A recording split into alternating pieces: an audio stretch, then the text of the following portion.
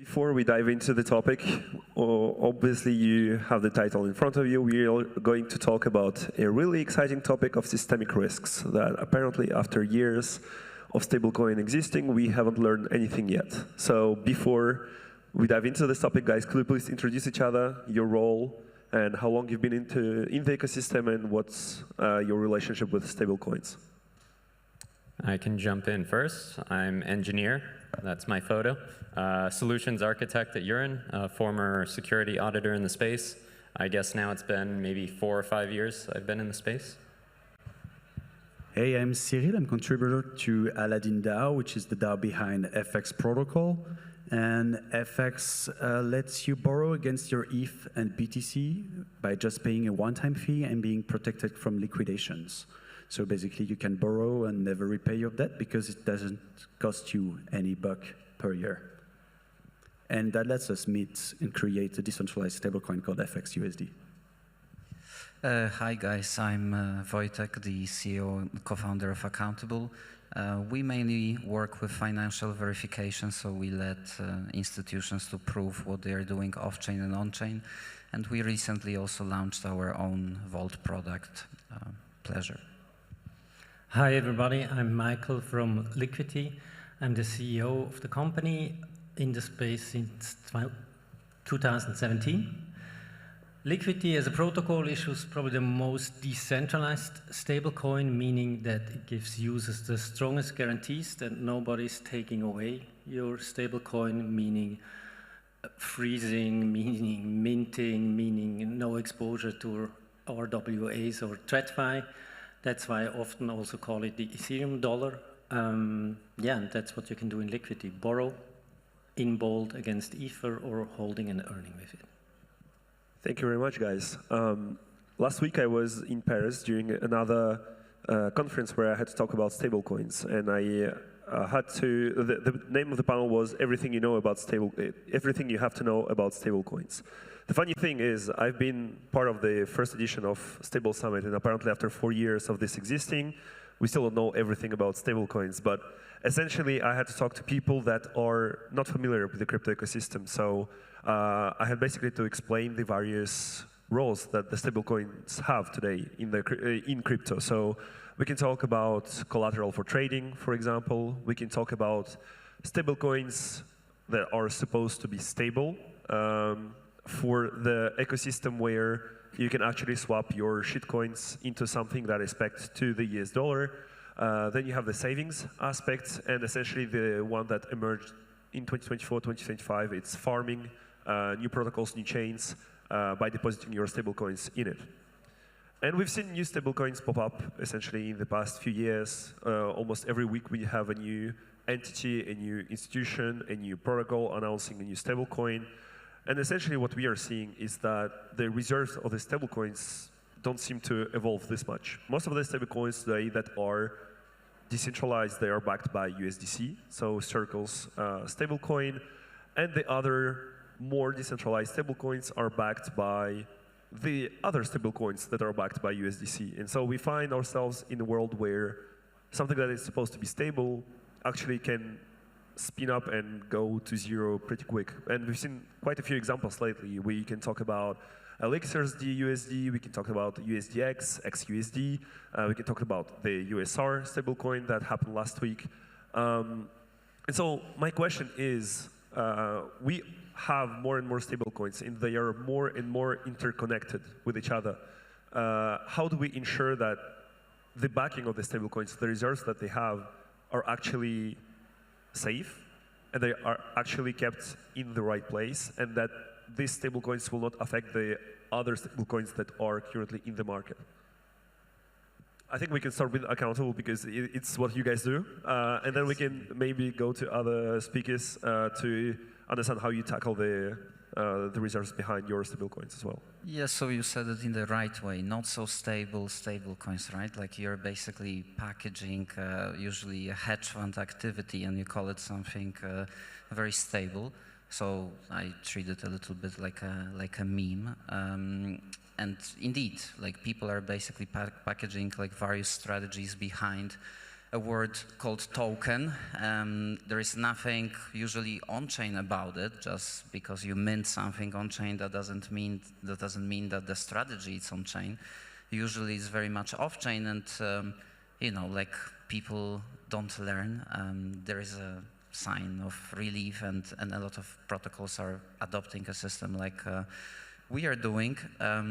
But effectively, the collateral is usually a black box, right? Like, it can sit in many, many different places, and an average user will never have full visibility into what's going on there. We, in fact, and our system, which relies on ZK proofs, and then basically installing our software in the local infrastructure of these companies on a separated machine. We are building the direct integrations with all of those venues, which can be exchanges, banks, custodians, brokerage accounts, of course, on-chain as well. But in reality, like, everything moves at the speed of light, and we are never claiming that just because a user is using accountable, then it means that their yield-bearing stablecoin is safe. We only try to show the reality, what's behind it. What you're saying is for legal purposes in case something happens. No, because, like, I think we are not making an opinion about something. We are just trying to show what's behind. Exactly, we are showing in a transparent way where you have the proofs that this data is real, came directly from the source, and that it wasn't tampered with anything. That's it, period. We don't say that Etina, it's a good deal or a bad deal. Actually, there should be credit rating agencies, which they are slowly coming to the market. You have Credoras of the world and so on, that should be using this data, verifiable data, to make the opinion, right? Because that was the problem in the past with the previous Credora crew. I was, like, the story is, I was running pools on Maple Finance in 2021, 2022, when it was basically unsecured lending to market makers. And everybody was relying on the same piece of paper from Alameda. Trust me, bro, this is a spreadsheet from an Excel, assets 1.5 billion, liabilities 1 billion. And yeah, like, that's basically the information that you receive on a monthly basis. And then a credit rating agency comes in, and based on this information says that something is safe or not. Like, that's bullshit, right? Like, there's no offense. So Credora right now is doing it the right way. They are basically rating vaults, doing many different things with, like, blue chip assets. But if you want to rate something like Etina, you basically should take the data from some party like ours, right? And then plug it to your system, and you can have live verifiable credit ratings that update in real time based on all of these metrics. But that's why we don't touch that, because we don't want to get paid by our clients to tell them you're an amazing counterparty. I think that's a conflict of interest in general. It's a very good question you asked, because it puts forward the fact that all stablecoins are not equal. There are very many different designs, and the very fact that your service is needed for most trusted stablecoins points to the fact that there are alternatives that don't require trust. And this is the choice we made with FX, the choice you guys made at Liquity, is to only use on-chain assets as collateral.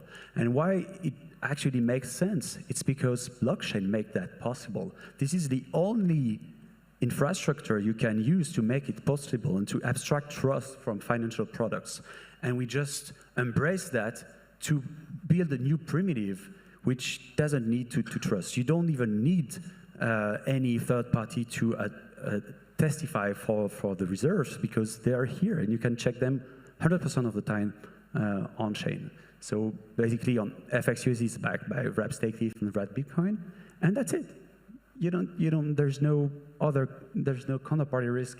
You can just check it anytime, and everything is public on blockchain. But one question, so don't you think that in general, like, the size of the off-chain opportunities is, like, by far magnitudes bigger than the on-chain part, right? Like, so if you want to use T-bills from BlackRock or whatever, like, you need to trust the counterparty, and they are bringing it on-chain. So the size of the opportunity on-chain and what you can do there, right? Like, you can go to plenty of spots and use Ethereum as collateral and so on and so on. But, like, we want a huge adoption, right? And the off-chain world, it's unfortunately or fortunately like way bigger. So we need to be able to adapt also to that, right? And add this collateral to the mix. Yeah, I'm not against bringing reward assets on chain, but what I care about is to make sure that there's always a choice for trustless alternatives. And actually, I believe there's enough, like, trustless solutions can scale enough to meet the demand. And moreover, the more demand there is for trustless alternatives, the more demand there is for the backing. So it's actually good for our bags, which are backing the trustless stablecoins. So it also helps scaling the whole ecosystem by bringing demand towards trustless solutions. And I would look at it from the user's perspective, what do they get, and not kind of from the market perspective. And you talked about these different stablecoin types, and I think what we said is that the DeFi stablecoin is a unique product in its own. And what it gives the user is, on the one hand, no TradFi risk, no counterparty risk. So for the diversification of your treasury, that could be interesting. I don't know how many of you know that with USDC, you still have a counterparty risk of Circle, which you, for example, don't have with Paxo or PayPal USD. So you have no TradFi risk. You get more control than with another stablecoin, because you as a user, you can mint and redeem directly without KYC, without being an institution anytime. That's, for example, the case for Bold, our stablecoin. So you get additional features with this stablecoin. And the third part is more transparency, real-time 24/7. So this is just a unique product that the financial system can't produce, that only can live on Ethereum. And it doesn't need to be as big as traditional stablecoins, but just having the option to opt out or to hold such as stablecoins and not be part of a random freeze of your wallet, like it happened with Coinbase or Circle lately. I think it's a good option to have. And in this world, I think our stablecoins, FXUSD and Bold, are really these decentralized stablecoins. And I think the future will be really binary. I see a future for these decentralized stablecoins because they have unique properties and a value proposition. And then, of course, these traditional stablecoins, TradFi stablecoins, tokenized products, make also a lot of sense. I think it's great to have a stablecoin that is backed by Treasury, accessing the yield on new rails, because that's what USDC and USDT are, or these yield-bearing stablecoins, and that's a great product too. But there I also think it only makes sense if they are well regulated, like with the Clarity Act, because then you get all the safety. And today we have this huge range, all these shades of gray in the middle. And that's for me the trust me bro zone. I have no idea what added benefits they have, because they are not really regulated, so you don't get the safety, and you get the DeFi risk. So you have like the worst of both worlds in the middle. And I think there we will see some, less and less stablecoins that will be able to survive, because I think the two extremes have very clear benefits, and in the middle it will get more and more difficult to survive. Do you want to add something to this? Because I'll be quick. Sorry? I'll be quick. Yeah, go for it. So I just want to say that in general, Yearn loves decentralization and on-chain data. What I will say is, even though we heard the comment that the data is on-chain, you can check it yourself, probably most people would find it much easier to read the spreadsheet from Alameda that simply says 1 billion here, 1.5 billion there. So I think what we can do is we can at least try to make this on-chain data more accessible to people, and we'll be working on that. Yeah, and to get to your point, Michael, I think one of the things that people care about, and this is something that I mentioned in the intro, it's the fact that stablecoins today, people keep them also to get yield on it. Basically, it's using like a savings account, right? And the problem is, in the current market, you mentioned Ethena before. Ethena's interest rate reached over 10%, 16% back then when the market was bullish on crypto. Right now, it's a dead zone. So basically, all the stablecoins today, most of the stablecoins are pegged to the dollar over 99.5%. I believe there are like 700 million of euro stablecoin, and then like something like 150 million of the other cryptocurrencies, sorry. And the thing is, in this scenario, when most of the yield-bearing stablecoins or decentralized stablecoins have to compete for market share and have to compete for users, what they have to do is to take basically more risks to offer greater yield. And I think this is one of the things that I really want to talk about, because today, if you want to launch a relatively stable and safe stablecoin with yield, you have no choice but to go for the T-bills interest. You have to go through either USDC or USDTB or the BlackRock Beetle or whatever alternative you have to offer yield on your stablecoin. And in all of this like scenario, how can your stablecoin even stand out if everyone is offering the T-bills yield on their stablecoin? What makes you different in this scenario? I can tell you for us, so in Bold, we don't have a treasury yield. We tap into the native DeFi market yield, because in Liquity, we have the borrowing side, and what Liquity does, it funnels 100% of the borrowing fees to the stablecoin holders, yeah, because they are giving the credit actually for the borrower side. So you have a different source of yield, which doesn't bear the risk, you don't have counterparty risk, and you get a decorrelated yield from the TradFi yield, which is tied to DeFi. I think, just wanted to highlight this is possible.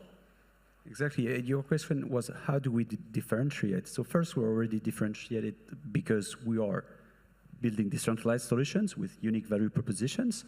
But by distributing organic DeFi yield, just like Bolt does, or this is also what we do with the FXUSD, but it's different yield sources, but it's organic as well. We've been like delivering better yields than Ifina from the scratch. If you compare the yields, we've always delivered better yields, even while scaling. And so we delivered the better yields with lower trust assumptions. So better yield with lower risks. Like, I mean, if you consider the T-bills as a minimum risk, I actually consider not trusting as lower risk. So in my opinion, you get better yields with lower risks. It's a no-brainer. So that's a good differentiator. Just to put that in perspective, so Bold, since in the last 6-9 months, you had a yield of 6 to 8%. No, with no counterparty risk, everything on chain. And compare that to Ethino, which is, I think, a good product, great team, but just kind of from a risk profile, a lot of people don't realize at the beginning it was the carry trade. I don't know if you noticed how the yield profile changed. Yeah, and they are at 87% backed by T-bills and stablecoins deposited into DeFi protocols as well. Yeah, then it was mainly T-bills, and then now, more recently, DeFi yield. Right now, I don't know what it is. I had no idea. So everybody who holds USDE, I don't know if you know it, but what you did is actually write a blank check to them and say, hey, you have my stablecoin. I think it's great. You had the carry trade. Right now, you get 3.5%. That's the treasury yield. I don't know, they have $1 billion in the protocol. And I'm not bashing them, that's great, but it shows you just kind of, okay, there are a lot of retail users that are taking so much more risk to get the same yield they could get with a tokenized treasury. Arguably, it's worse than unsecured lending, because with unsecured lending, you actually sign a master loan agreement, right? Like your principal is protected, like it's protected, like it's expected to return, right? When you sign up for something like Ethina, you're basically saying, I don't know if people realize, that they can return your money or not. That depends on if the strategy will be profitable or not. So we started after 2022, packaging unsecured lending, this time without any legal recourse, into basically teams that are operating as hedge funds and hoping that you're going to get your money back. But coming back to your question, I think the main differentiator is the distribution, right? So we, for example, work with Agora USD. You would say, what's the advantage of using Agora USD versus Circle? Yeah, like they are basically, I know, partnered with Monad, right? And they are incentivizing actually a lot of usage on Monad. Therefore, the majority of vaults on Monad are AUSD. and that's their chance to basically stand out there and grow their supply and basically convert people to use it on a bit more mass scale. So distribution, it's like with everything, right? Like, what's your story? How many deals under the table you're gonna do? Yeah, but okay, let's talk about this example for a second, because once again, we're talking about yield, right? So whenever you have incentives, obviously you have higher usage and you have higher demand for your stablecoin. But once the incentives end, and I could give a very good example, because if we are talking about distribution, PayPal USD is the best example. So PYUSD has been launched in 2023, has been live for almost 3 years now. And even though PayPal is like one of the largest ecosystems where you can pay each other, where you can send money to each other, when they launched PYUSD, it was directly available in the PayPal app. But they struggled to even cross 1 billion. To cross the 1 billion mark, they had to say, well, okay, all the yield we were supposed to be getting for us from the T-bills, we are actually going to distribute through the PayPal app.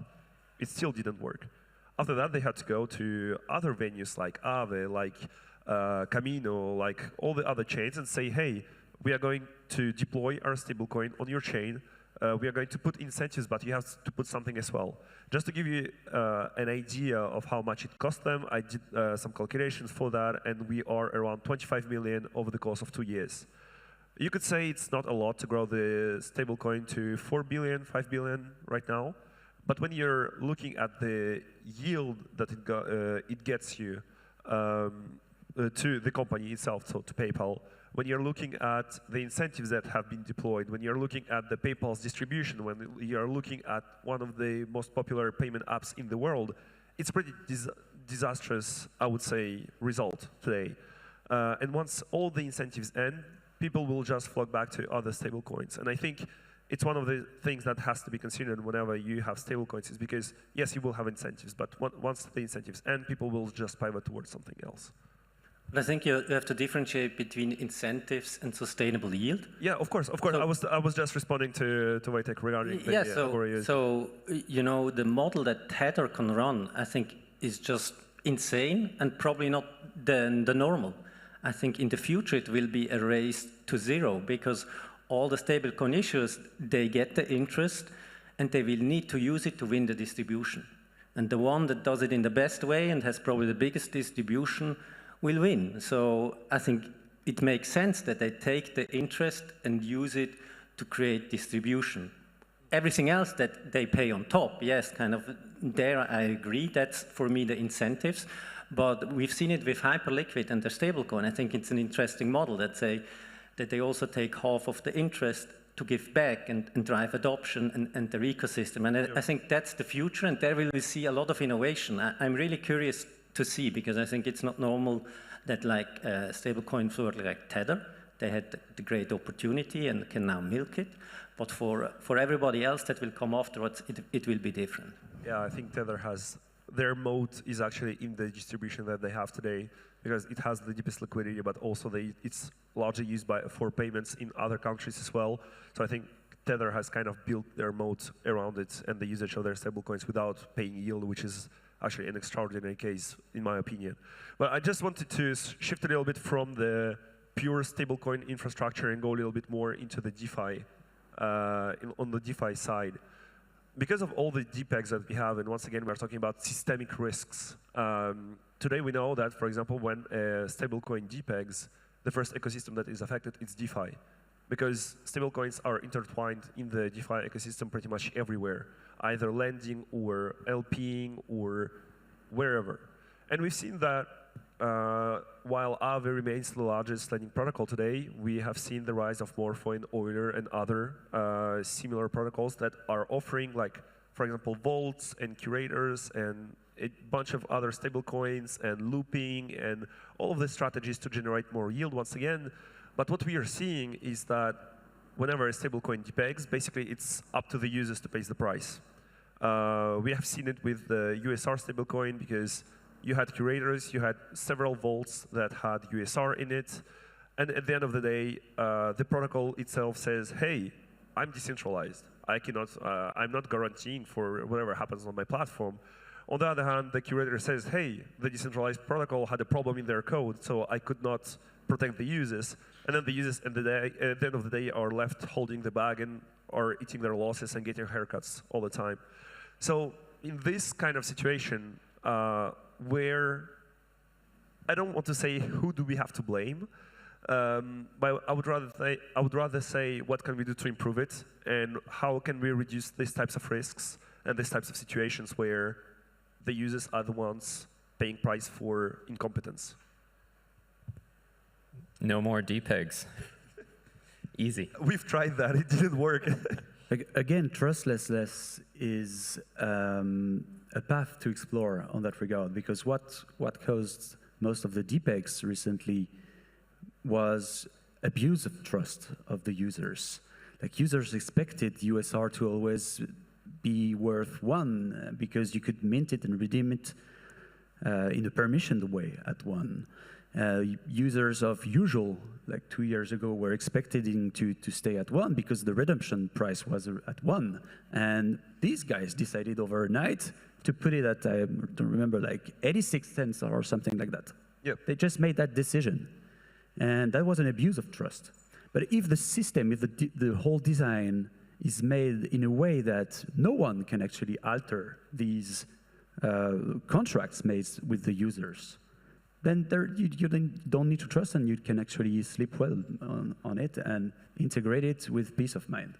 And this is why it's important to put forward trustless models, because they abstract these kind of issues.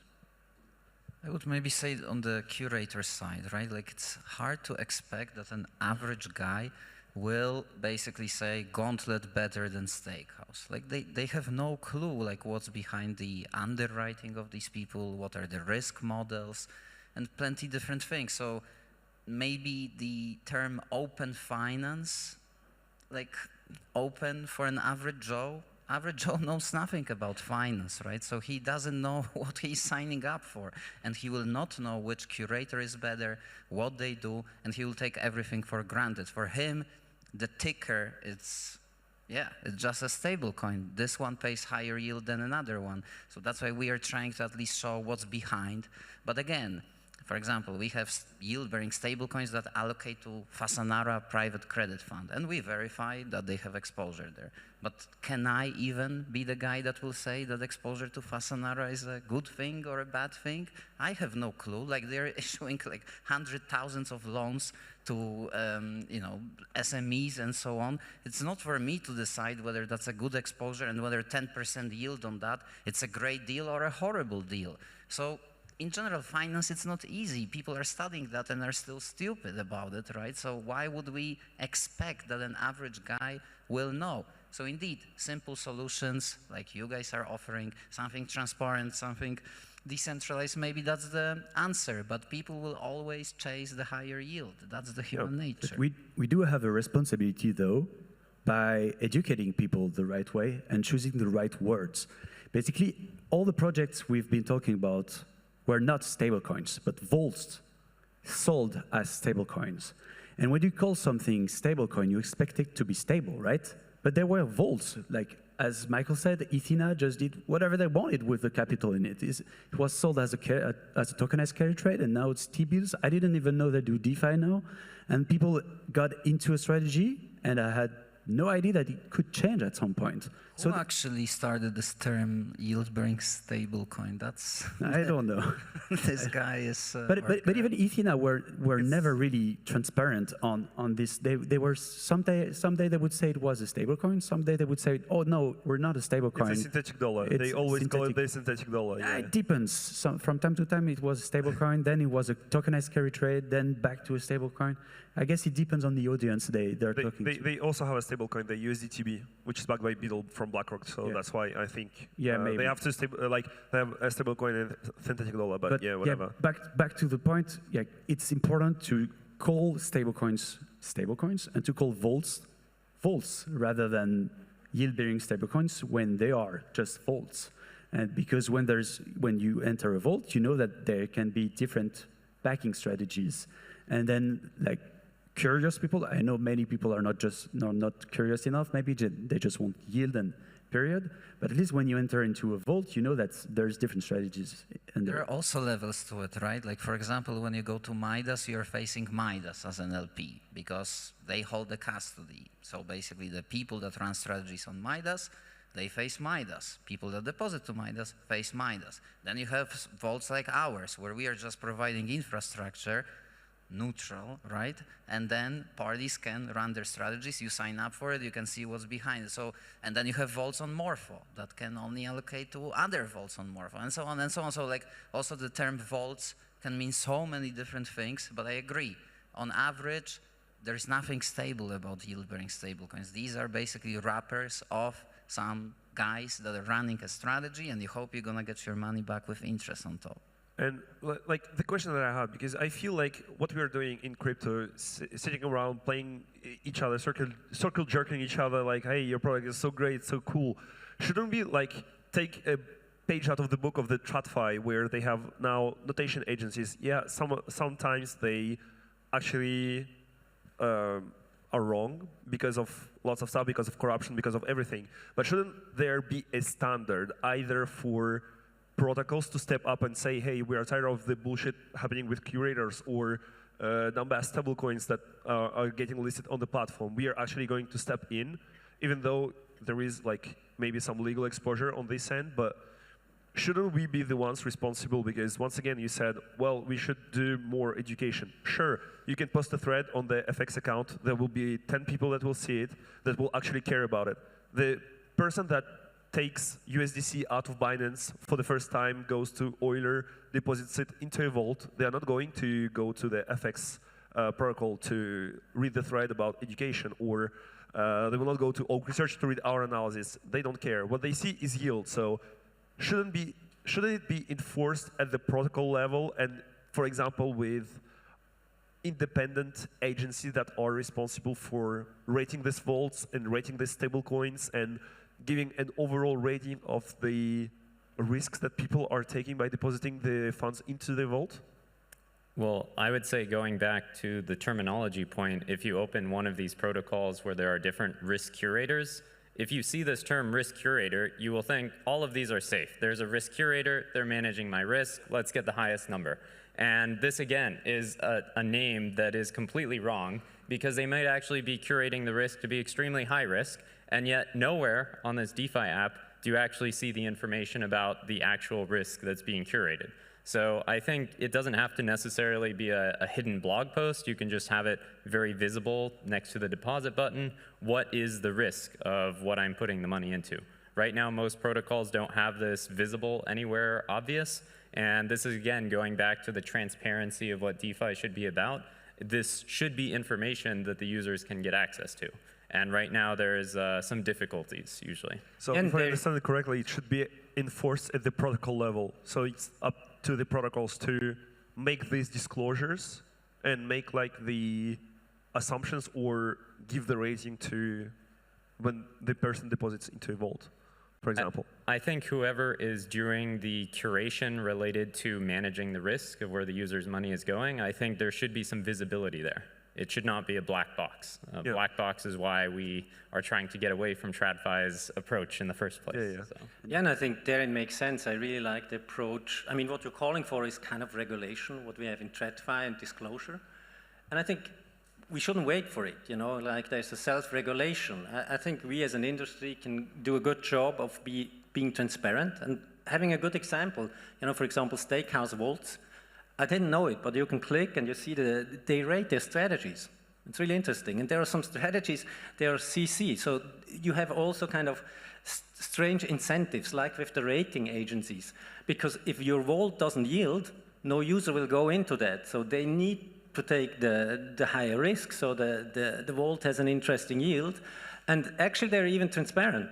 But probably, and there is the second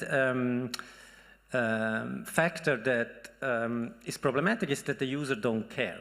You know, users see 2% more yield, but on the same hand, they don't have the information, but they're also not that interested that, for example, they get 10% more of risk that the whole thing defaults. Or I like the image, you know, that as a user, we are not aware, are not interested kind of in how much baggage we are putting kind of on carrying with us to get some yield. So I really like the term yield baggage, and some stablecoins have a lot of baggage, meaning you're exposed to different chains, you're exposed to different protocols, you're exposed to different collaterals, you're exposed to different teams with admin rights. Think of it like 10 baggages with black boxes, and compare that, I don't know, for example, to Bold, where you just have a sports bag, you know, because it's one protocol, it's 3 collaterals, and that's it. Really simple. And I think, going back to your question, yes, we should make it more transparent that people understand it, and it's also in the user's responsibility. Hey, that's DeFi. There's not a regulator or somebody that rescues.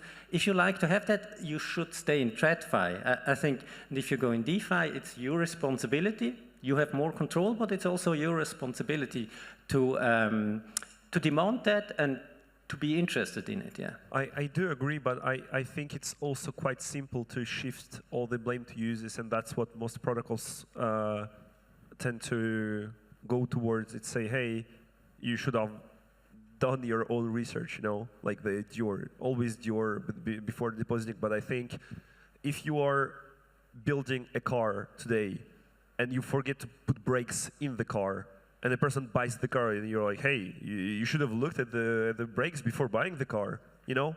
I kind of see it in the same way, like you do have to do your own due diligence. Like you can look, for example, most of the people will look at the TVL of the protocol or the history of the stablecoin, its stability, and if it sees, if you look at USR, it didn't depict before. If you look at the vaults had consistent yield for the past few months, and so whenever you don't go into the code and don't look into like different functions in the code, you're not able to properly assess the risk. And this is why I think it's quite easy to say, hey, it's up to you to do your own research. And I do agree that people that deposit into DeFi protocols, they have to understand that they're also taking a huge risk by doing so. But on the other hand, you also have to make it the easiest possible to see the risks that are associated with the various markets, with the various stablecoins. And I think that it's also up to the protocols to provide the best service for their users as well. Yeah, and just to correct it, I didn't want to push it to the users, but just said both have a role. You know, for example, in the Stakehouse world, if there is the rating, then maybe users should also vote and say, okay, I don't take the one with the highest yield, but actually the ones that has the most strategies that have a solid rating in it. But do they rate it themselves? Just quickly, and the second thing is, yes, I think as an industry, we really lack these things. I mean, we are 5 or more years into DeFi, and we don't know kind of, for example, is there a multisig or an EOA in a protocol in an easy way? I think that's really hard for yes. you. But did Stakehouse rate their strategy themselves? Yes. And you don't see a problem with that? That's what I was. You know, it's better than most other risk raters because I haven't seen it.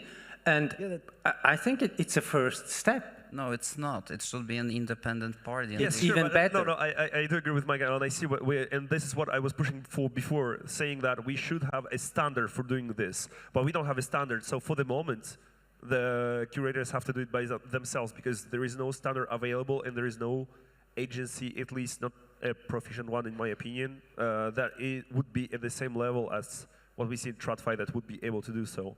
And just to add on that, you know, because for some strategies you can't even find out how they allocate the capital. So that's why I'm highlighting that I think it's a good example, even if it could be better. But you know, there are strategies I want to find out where are they deploying, and I can't find it out on the website. And before you start throwing hands, we have 1 minute left, so I would just like to end this conversation with maybe some closing remarks from you guys, because we've been in the DeFi space for the past 6 years, since the DeFi summer. Maybe for some of you guys it's been way longer. But purely DeFi, I think we have made a ton of mistakes in the past.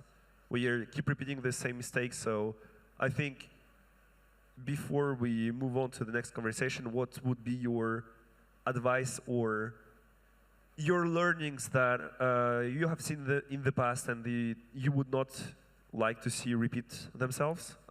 Just like some advice to founders, some advice to the protocols that exist in the space, and to stablecoin issuers. Stay paranoid. Yeah, I would say stick to the core values of Ethereum and decentralization. This is the unique value proposition of blockchain.